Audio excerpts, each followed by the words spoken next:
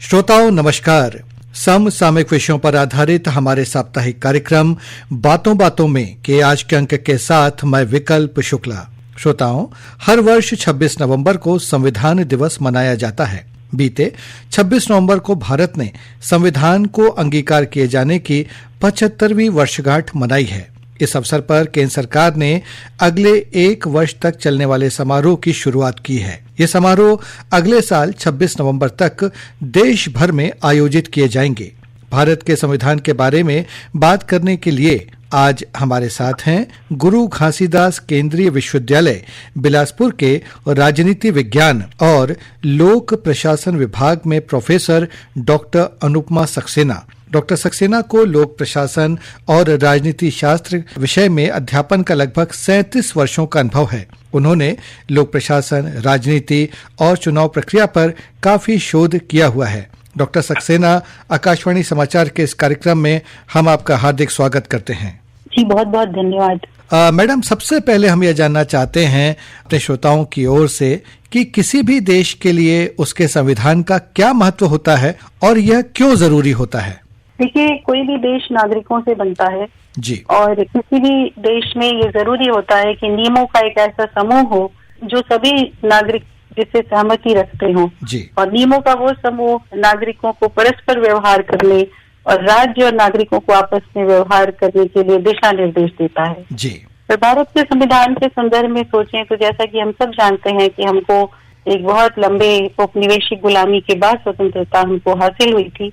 तो एक नए देश के रूप में हमारे लिए भविष्य की जो आशाएं थी, तो हमारा संविधान उन मूल्यों को भी स्थापित करता है जो भविष्य के भारत की दिशा निर्धारित करेंगे जी, और जो भविष्य का भारत विश्व पटल पर अपनी भूमिका अदा करना चाहता है जी, उसको भी निर्धारित करेंगे। तो इसलिए हमारा संविधान हमारे नागरिकों के लिए और हमारे देश के भविष्य के लिए, वर्तमान के लिए बेहद महत्वपूर्ण है। जी। डॉक्टर सक्सेना, देश ने हाल ही में संविधान को अंगीकार किए जाने की 75वीं वर्षगांठ मनाई है। भारत का संविधान किस तरह से बना और इसे कब लागू किया गया, इसके बारे में हमारे श्रोताओं को बताएं। देखिए, ये बहुत ही मन को छू लेने वाली बातें होती हैं जी। हमारे देश को आजादी 15 अगस्त 1947 को मिल गई थी जी, लेकिन हमारा संविधान 26 जनवरी 1950 को लागू हुआ था जी। और संविधान बनाने के लिए एक संविधान सभा का गठन किया गया था जी। उस संविधान सभा में 299 प्रतिनिधि थे जी। इसमें विभिन्न प्रांतों के 229 सदस्य थे और देसी रियासतों से 70 सदस्य थे जी। और मैं आपको एक बहुत ही अच्छी बात बताना चाहती हूँ कि इस संविधान सभा में 1947 में उस समय में भी 15 महिला सदस्य थे। अच्छा। इसमें से कुछ के नाम तो हमको आज भी आप सब याद कर पाएंगे, जैसे दुर्गाबाई देशमुख जी थी, राजकुमारी अमृत कौर थी, सुचेता कृपलानी जी थी, सरोजनी नायडू जी थी जी। तो एक विशेष बात संविधान सभा की थी और इस संविधान को बनाने में 11 महीने और 17 दिन लगे थे। 11 सेशन हुए थे, 22 समितियां बनी थी और संविधान सभा के जो अध्यक्ष थे वो डॉक्टर राजेंद्र प्रसाद जी थे और इसकी जो प्रारूप समिति के अध्यक्ष थे वो बाबा साहब भीमराव अंबेडकर जी थे जी। और एक और मैं बहुत अच्छी बात शेयर करना चाहती हूँ कि 1947 में सोचिए हम वर्षों की गुलामी के बाद आजाद हुए थे, पर उस समय भी जब हमारी संविधान सभा की बैठकें होती थी तो उसमें उन बैठकों में प्रेस और जनता को भागीदारी की स्वतंत्रता थी। अच्छा। वहां कर बैठ कर संविधान सभा की प्रोसीडिंग्स को देख सकते थे। मतलब पूरी पारदर्शिता के साथ में इसे बनाया गया। जी हाँ, पूरी पारदर्शिता के साथ इसको बनाया गया जी। तो इस तरह भारत का संविधान बना और लागू हुआ। डॉक्टर सक्सेना, आपने संविधान में भी काफी शोध किया है, तो भारत के संविधान की क्या विशेषताएं पाती हैं आप? जी, थोड़ा सा हम डिटेल में इसको डिस्कस करना चाहेंगे क्योंकि विशेषताएं निकलती हैं हमारे संदर्भों से जी। और आप देखिए कि जब संविधान सभा बनी होगी तो उस समय क्या परिस्थितियां रही होंगी जी। हमने पार्टीशन की विभीषिका को झेला था जी। हम एक ऐसे देश के लिए संविधान बना रहे थे जहाँ पर धार्मिक विविधता थी, जहाँ पर सामाजिक विविधता थी, जहाँ पर भौगोलिक विविधता थी, जहाँ आवश्यकताओं की और समस्याओं की भी विविधता थी। बिल्कुल। दूसरी ओर हमको जो स्वतंत्रता मिली वो एक लंबे स्वतंत्रता आंदोलन के बाद मिली थी और एक ऐसे स्वतंत्रता आंदोलन के बाद जो नागरिकों की सहभागिता से चला था जी। तो हमारे संविधान निर्माताओं को इस विविधता को भी देखना था और एक लंबे आंदोलन के बाद मिलने वाली स्वतंत्रता से हमारे पूरे नागरिकों को जो उम्मीदें थी, जो सपने थे, उनको भी पूरा करना था जी। और एक उपनिवेशिक गुलामी के बाद एक गरीब भारत, एक निरक्षर भारत, एक कह लीजिए कि डिमोरलाइज भारत जो हमको मिला था, उसे उम्मीद की बहुत बड़ी सी किरण भी दिखानी थी। तो इस पूरे संदर्भ में हमारे संविधान को बनाया गया था।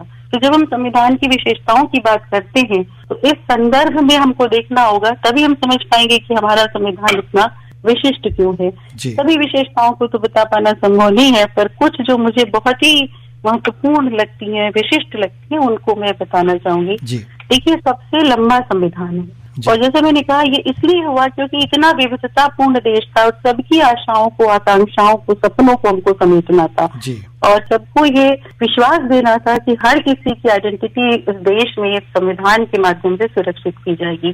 तो एक सबसे लंबा संविधान विश्व का बना और ओरिजिनली इसमें 395 अनुच्छेद थे, जो अभी कुल मिलाकर 448 हो गए हैं और इसमें 1,43,000 वर्ड थे। और आप सोचिए कि जो यूएस का संविधान है उसमें सिर्फ 4400 वर्ड्स हैं। छोटा सा आइडिया आपको दिया जा सकता है। और ये तो एक विशेषता हुई। और उसके बाद जो दूसरी विशेषता मुझे लगती है कि इसमें पूरी जो संप्रभुता है हमारे संविधान में, जो अल्टीमेट पावर है, जो लोगों को दी गई है, जन को दी गई है, गण को दी गई है, व्यक्ति को दी गई है, इस देश के नागरिक को दी गई है। और एक और जो बात जो हमारे संदर्भ से ही निकली है कि ये संविधान कठोर और लचीलेपन का एक बड़ा अच्छा मिश्रण है। अच्छा। जैसा है कि देखिए, एक भविष्य की संभावनाओं को पूरी तरीके से, जो हमारी आशाएं थी, उनको ये पूरा करने वाला संविधान बनना चाहिए था। तो हम एक ऐसा संविधान नहीं बनाना चाहते थे जो रिजिड हो, जो देश की प्रगति को रोक दे। हम एक संविधान बनाना चाहते थे जो गतिशील भारत को बनाए, जो एक डायनामिक भारत को बनाए। तो आगे हम देखेंगे कि इस तरह से संविधान में पूरी व्यवस्था की गई कि जब देश का समय बदले, जब देश की आशाएं बदले, तो संविधान जब बदलने की जरूरत हो, तो उसका भी पूरा स्कोप इस संविधान में हमको दिया गया। कोई हमने रिजिड संविधान नहीं बनाया। और उदारता इतनी थी कि कई देशों से, विश्व के सभी देशों में जो भी अच्छी बातें थी हम और जो हमारे अनुकूल थी, हमने उसको संविधान में समाहित करने की कोशिश की। और जब हम संदर्भ की बात करते हैं तो देखिए, एक हमारी संघीय व्यवस्था है, पर बड़ी अनूठी संघीय व्यवस्था है। हमारी संघीय व्यवस्था तो है, पर हमने सेंटर को बहुत ज्यादा पावरफुल बनाया है। ये उस समय की जरूरत थी, क्योंकि जैसा हम जानते हैं कि जब देश स्वतंत्र हुआ तो कई देशी रियासतें थी, कुछ तो अपने आप मिल गई, पर कुछ से हमें लड़ाइयां लड़नी पड़ी।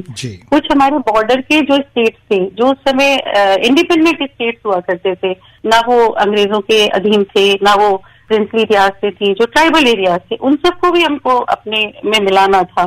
तो पार्टीशन का तो डर जो था, विभीषका जो थी, जिसके कारण जो इंटरनल कॉन्फ्लिक्ट थे वो तो थे ही। तो उस परिस्थिति में हमें सेंटर को भी बहुत पावरफुल बनाना था, क्योंकि देश टुकड़ों टुकड़ों में ऑलरेडी बटा हुआ था हमारा देश, उसको हमने एक किया था। तो एक कठोर सेंटर के पास बहुत सारी शक्तियां हमको देनी थी, पर उसके साथ साथ जो सामाजिक, सांस्कृतिक, भौगोलिक और आकांक्षाओं की विविधता थी, उसके लिए हमें राज्यों को भी बहुत सारी शक्तियां और बहुत सारी ऑटोनॉमी देनी थी। तो ये जो एक पावरफुल सेंटर और उसके बाद भी राज्यों को जो ऑटोनॉमी का एक बहुत ही अच्छा मिश्रण हमारे संविधान में काफी अच्छा संतुलन स्थापित किया गया है। बहुत बढ़िया, बहुत ही अनूठी विशेषता इन्होंने बनाई हुई है। इसके साथ साथ हमने देखिए संसदीय प्रणाली को अपनाया, जिसमें संसद, लोग जिसको चुनकर भेजते हैं, संसद हमारे देश में सर्वोच्च है। और उसके साथ साथ देखिए कि संसद की सर्वोच्चता बनाने के साथ साथ हमने न्यायपालिका को भी बहुत शक्तियां दे दी और एक चेक एंड बैलेंस का हमने सिद्धांत अपनाया कि कभी ऐसा ना हो कि किसी पॉलिटिकल पार्टी को बहुत मेजॉरिटी हो जाए तो संसद अपनी पंचाही कर जाए। इसलिए हमने न्यायपालिका को जो है वो न्यायिक समीक्षा का अधिकार दिया कि ऐसा कुछ भी संसद भी ना कर पाए जो संविधान की मूल भावना के विरुद्ध। पर न्यायपालिका भी निरंकुश नहीं हो सकती, क्योंकि न्यायपालिका से संबंधित जो प्रावधान है उनमें संशोधन का अधिकार हमने संसद को दे दिया। ये संविधान निर्माताओं की विजडम को शो करता है कि उन्होंने हमारे देश के संदर्भों में किस तरह की एक संविधान इतना विशिष्टतापूर्ण हमको दिया था। इसके अलावा देखिए, मौलिक अधिकार है, नीति निदेशक तत्व है, मौलिक कर्तव्य है, और एक बहुत ही अनूठी बात जो है वो है हमारा धर्म निरपेक्ष राज्य। और हमारी जो धर्म निरपेक्षता है वो पश्चिमी देशों की धर्मनिरपेक्षता से काफी अलग है, क्योंकि हमारे देश की जो परिस्थितियां थी उसमें हम धर्म से अलग नहीं हो सकते थे। इसीलिए हमने हर धर्म के साथ सम्मान का हमारा संविधान की भावना है, जबकि पश्चिमी देशों में हर धर्म के साथ समान दूरी की जो भावना होती है वो होती है। तो ये भी एक बहुत बड़ी विशेषता है। जिस तरह से हमने धर्म निरपेक्षता को डिफाइन किया और धर्म निरपेक्षता के जिस अर्थ को हमने अडॉप्ट किया संविधान में, वो भी एक बहुत बड़ी विशेषता है। ये देखिए कि 1947 में जब लिटरेसी लगभग मुझे लगता है 30-32% रही होगी, एक बहुत ही सामाजिक आर्थिक रूप से पिछड़ा हुआ देश था, उस देश में हमारे संविधान निर्माताओं ने पहले दिन से वयस्क मताधिकार दिया।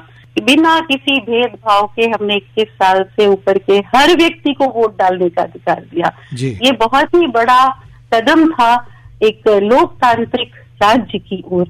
एकल नागरिकता दी, जबकि एक सशक्त देश बनाने के लिए, जो कि प्राय संघीय ढांचे में डुअल सिटीजनशिप हुआ करती है।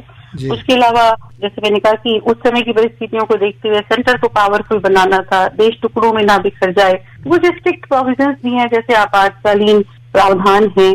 फिर एक जन जन तक मतलब गणतंत्र की जो हमारी प्राचीन भावना है उसको पूरा करने के लिए हर व्यक्ति के हाथ में शासन देने के लिए त्रिस्तरीय संरचना बनाई, पंचायती राज की व्यवस्था की। और एक लास्ट पर मैं इस पे बोलना चाहूंगी कि एक एफर्मेटिव एक्शन की जो बात हुई, वेलफेयर स्टेट की बात हुई, सबको समानता का अधिकार है। और जो वंचित वर्ग है उसके लिए अगर हम विशेष प्रावधान करना चाहें, रिजर्वेशन के या विशेष सुविधाओं के, तो हमारा संविधान उसकी इजाजत देता है, जिससे हम सही मायने में सामाजिक, आर्थिक, राजनीतिक रूप से स्वतंत्रता और न्याय की भावना को अचीव कर पाए। तो ये कुछ विशेषताएं जो मुझे लगता है कि बहुत ही विशिष्ट हैं, वो मैंने आपसे शेयर करना चाहूँगी। जी डॉक्टर सक्सेना, आपने संविधान की विशेषताओं के बारे में तो हमें बताया। हमें ये बताइए कि जो भारत का संविधान है वो विश्व के अन्य देशों से किस तरह से अलग है, और वो कौन सी विशेषताएं हमारे संविधान की जो इसे अन्य देशों के संविधान से अलग बनाती हैं? क्योंकि हमने सुना है कि जैसे इंग्लैंड के पास में तो शायद लिखित में संविधान ही नहीं है। ये आपने बहुत ही बढ़िया प्रश्न पूछा है, और जैसा मैं बार बार कह रही हूँ कि संविधान को हमें समय के संदर्भों में देखना होता है। जी। अच्छा, भारतीय संविधान को जब आप देखते पढ़ते हैं तो आपको ये लगता है कि संविधान निर्माताओं ने न सिर्फ हमारे उस समय के संदर्भ को देखा, बल्कि उन्होंने भविष्य के भारत की भी चिंता की, और भविष्य का भारत जो गढ़ा जाएगा उसके लिए भी व्यवस्थाएं उन्होंने संविधान में करी हुई थी। और हमारी जो परिस्थितियां थी, उसकी जो विशिष्टताएं थी, उसको देखते हुए उन्होंने जो एक यूनिक संविधान बनाया, मैं कुछ बातें उसमें करना चाहूंगी।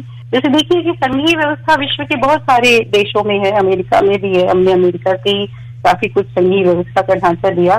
पर आप देखिए कि संघीय व्यवस्था में जहाँ भी है, ज्यादातर जगहों पर, वहाँ पर जो न्यायपालिका होती है वो राज्यों के न्यायालय अलग होते हैं और केंद्र के न्यायालय अलग होते हैं सेंटर के। पर हमारे देश में एक एकीकृत न्यायपालिका है। तो सर्वोच्च न्यायालय के पास अपीली अधिकार है, और जो संविधान का संरक्षक है वो सर्वोच्च न्यायालय है। ये हमारी परिस्थितियों की उपज थी कि हमने संघीय व्यवस्था में भी न्यायपालिका को हमने एक रखा। जब आप देखिए शुरू से जो जिला कोर्ट से शुरू होता है तो स्टेट और फिर स्टेट से सेंटर, वो एक इंटीग्रेटेड जुडिशियल सिस्टम है। क्योंकि जो हमारी परिस्थितियां थी उसमें हम टूटे बिखरे हुए थे, अलग ही अलग नहीं थे। तो हमारी तो लड़ाइयां चल रही थी ना आपस में, सब तरफ पार्टी था, सब कुछ हमारी लड़ाइयां चल रही थी। तो उस समय ये बहुत जरूरी था कि संविधान में जो कुछ है उसकी रक्षा का जो दायित्व है वो हमें एकीकृत न्यायपालिका को दें, जो पूरे देश के हिसाब से सोचे, ना कि हम राज्यों में जो कोर्ट है उनको हम पूरे अगर अधिकार दे देंगे तो किसी समय वो अपने राज्य के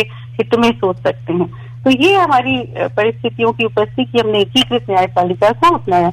इसी के साथ देखिए एकल नागरिकता है, भारत जैसे देश के लिए बहुत ही बड़ा योगदान था संविधान निर्माताओं का, क्योंकि संघीय व्यवस्था में आप देखिए कि राज्य की अलग सिटीजनशिप, डुअल सिटीजनशिप प्राय होती है। तो उन्होंने देश को एक रखने के लिए, भारतीयता की भावना को बनाए रखने के लिए कि हम सिर्फ और सिर्फ भारतीय हैं, हम और कुछ नहीं है, इसलिए एकल नागरिकता का सिद्धांत रखा गया।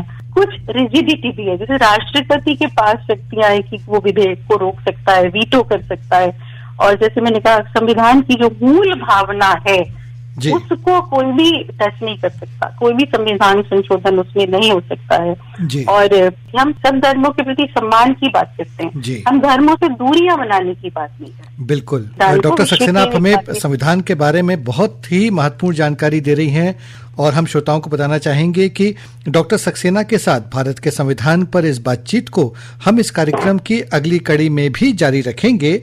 फिलहाल श्रोताओं, आज हम आपसे विदा लेते हैं। अगले हफ्ते इस बातचीत की अगली कड़ी को सुनना न भूलिएगा। नमस्कार।